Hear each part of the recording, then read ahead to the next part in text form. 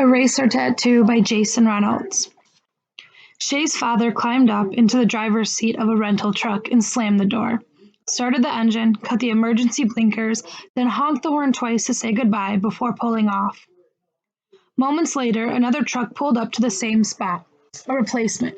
Double parked, killed the engine, toggled the emergency blinkers, rolled the windows up until there was only a sliver of space for air to slip through.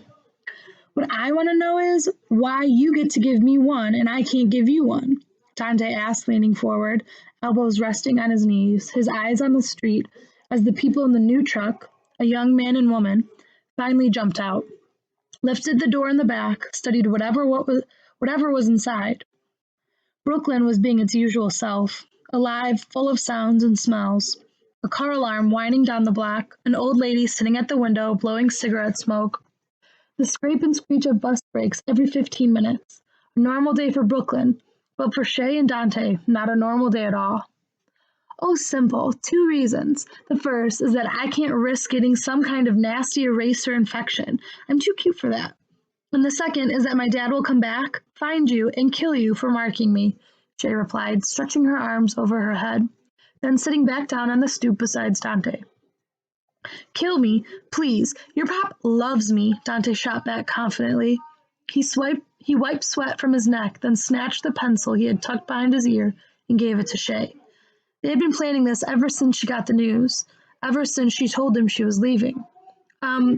Love is a strong word. He likes you, sometimes, but he loves me. Shay pushed her finger into her own sternum, like pushing a button to turn her heart on, or off. Not like I do. Dante let those words slip from his lips effortlessly, like breathing. He'd told Shay that he loved her a long time ago, back when they were 5 years old, and she taught him how to tie his shoes. Before then, he'd just tuck in the laces until they worked their way up the sides, slowly crawling out like worms from wet soil, which would almost always lead to Dante tripping over them, scraping his knees, floor, or ground, burning holes in his denim. Mrs. Davis, their teacher, would clean the wounds, apply the Band-Aid that would stay put only until the school was over. Then Dante would slowly peel it off because Shay always needed to see it. White where brown used to be, a blood-speckled boo-boo waiting to be blown. Kissed. Shay smiled and bumped against Dante before turning to him and softly cupping his jaws with one hand, smushing his cheeks until his lips puckered into a fish face. She pressed her mouth to his for a kiss and exaggerated the suction noise because she loved how kissing sounded, like something like sticking together, then coming unstuck. Don't try to get out of this, Dante, she scolded, releasing his face. Give me your arm. She grabbed him by the wrist, yanked his arm straight. Then she flipped the pencil point side up and started rubbing the eraser against his skin. They'd been sitting on the stoop for a while, watching cars pull out and new cars pull in, witnessing the neighborhood rearrange itself. They'd been sitting there since Dante helped Shay's father carry the couch down and load it into the truck. The couch was the last, and it came after the mattresses, dressers, and boxes with shoes or books or Shay's miscellaneous in slanted cursive, scribbled in black marker across the tops. Up and down the steps Dante had gone, back and forth, lifting, carrying, moving, packing, while Shay and her mother continued taping boxes and bagging trash, pausing occasionally for moments of sadness. Well, Shay's mother did at least. She couldn't stop crying. This had been her home for over 20 years, this small 2-bedroom, 3rd-floor walk-up with good sunlight and hardwood floors. A show fireplace and ornate molding, ugly pre-war bathroom tiles, like standing on a psychedelic chessboard. This was where Shay took her first steps, where she took sink baths before pretending her dolls were mermaids in the big tub, where she scribbled her name on the wall in her room under the window, before slinking into her parents' bed to snuggle. This is where she left trails of stickiness across the floor whenever coming inside with the popsicle from the ice cream truck. Where she learned to water her mother's plants they were not able to keep because now their space, was gone. Bought out from under them, empty, all packed into a clunky truck that was already headed south. And since Shay's father left early to get a jump on traffic, it seemed like a good idea to let her mother take a much-needed moment to weep in peace.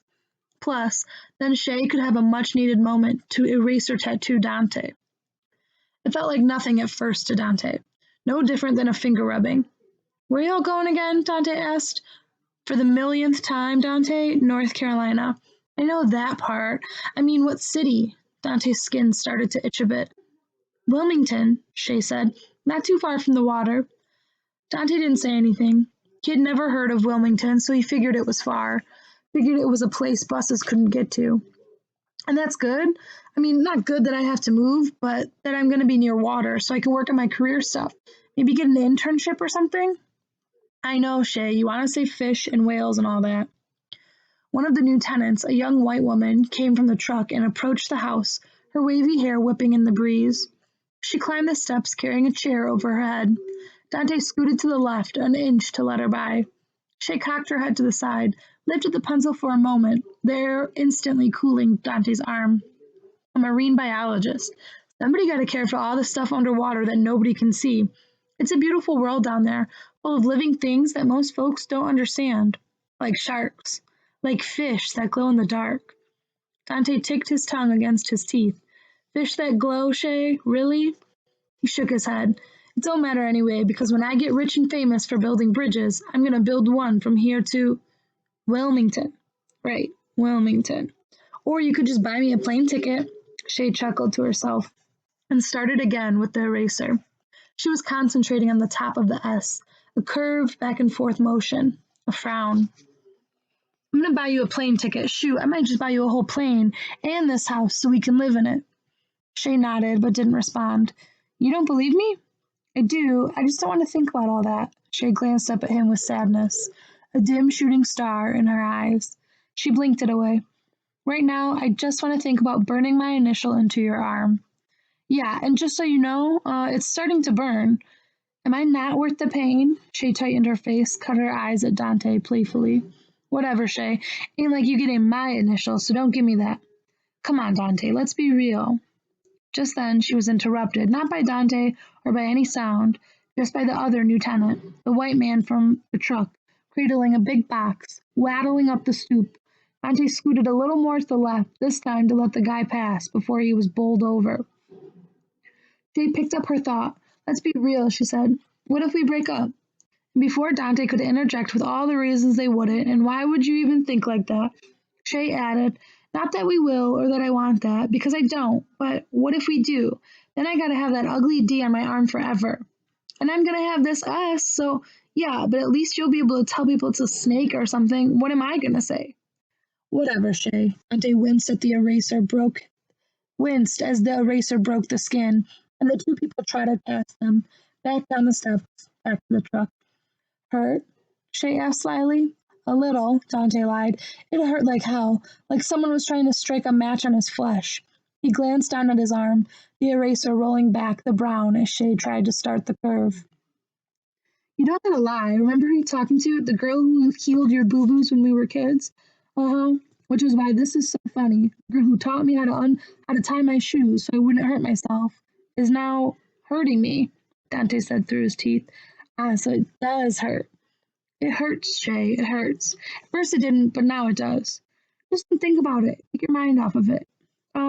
I can't. I mean, what do you want me to think about? I can't think of nothing except for the fact that my arm's on fire. Dante now clenched his jaw and squirmed on the rough clay step. He was doing his best not to quit, keep his word, and go through with this, even though he was regretting it more and more each second. Okay.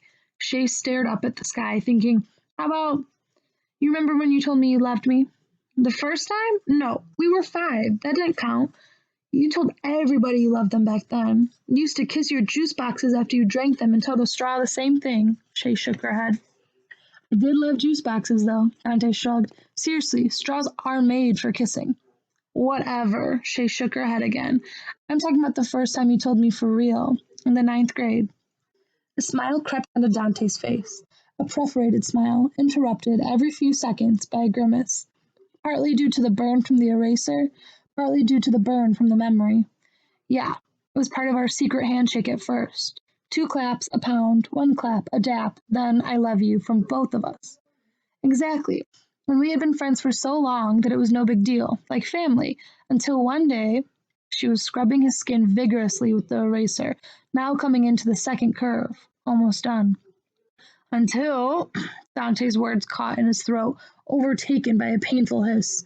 until one day I hit you with the smooth okey doke.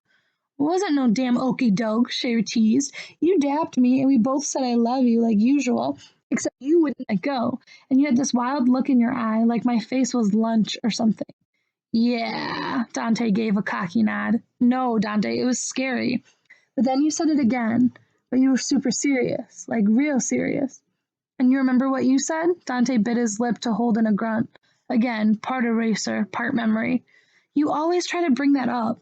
No, Shay, you brought this whole thing up. I just want to make sure before you move to Wilmington, whatever. I just want to make sure before you move, you get this part of the story straight. So I told you I loved you, but this time I said it for real, and you said, Shay sighed, and I said, no doubt, homie. No doubt, homie, Dante yelped, showering Shay in fake disappointment. That's what you said. Dante dramatically slapped his hand to his chest. When the no doubt homie fiasco took place, he thought his heart would split in half. But it'd been a long time, and he'd gotten over it, for the most part. Now it was just something he loved to tease Shay about. Because I didn't think you were serious. But you just said you knew I was serious, Shay.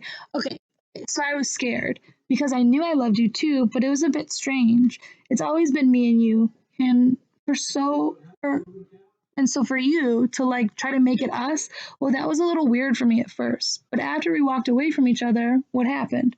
Well, I was crushed. No, you weren't. Oh, yes, I was. But then you ran up behind me and pinched me in the butt, and I knew you loved me too. Yeah, Shay howled, and that's what you call game. Ate shook his head, first at Shay, then at the young man and woman now carrying a mattress toward them. They started up the stoop. Dante and Shay had no more space to scoot over. They were already up against the railing. Dante put his free hand up. Wait. We can get off the stoop so y'all can go up, he snapped, his tone somewhere between annoyed and confused. He and Shay stepped down so the couple could step up. I just don't know why they couldn't say excuse me, Dante grumbled loud enough for the couple to hear. But they didn't respond, didn't even flinch. And as Shay and Dante watched the man and woman struggle up the steps inside, they also watched Shay's mother struggle down the steps, eventually bumbling through the front door. Wasn't even at the house before they started moving in all their stuff, Shay's mother muttered under her breath. She wiped her eyes, then glanced up, noticing Shay and Dante at the bottom of the stoop. She flashed a sad grin, one of love and loss, one of understanding. You ready, baby? Shay nodded and sighed. Her mother moved slowly, as if giving each foot a moment to mourn each step. And Shay threw her arms around Dante, kissing him on the cheek. I love you. It slipped easily from his lips, like breathing, like usual. No doubt, homie, she replied. Her whisper bookended by sniffles, then she pinched him on the butt. Dante walked Shay and her mother to the car, opened the passenger side door. Before Shay got in, she gingerly put the pencil back in Dante's ear, and he held his arm out so she could see her work. She blew on it, her breath cooling the burn for just a moment. Looks good, she said simply, while slipping down into the seat. Not exactly, Dante forced a smile, closed the door, and told Shay to call him when she got there. To Wilmington, a place he'd never heard of, where buses probably didn't go. He watched Shay and her mother pull away, their car easing slowly past the double-parked truck, its emergency blinkers still on. The head left only a sliver of space to get through. And as they turned the corner, vanishing from sight, Dante glanced down at the S on his arm again. The burn. Where white where brown used to be. He knew the sting wouldn't last forever, but the scar would.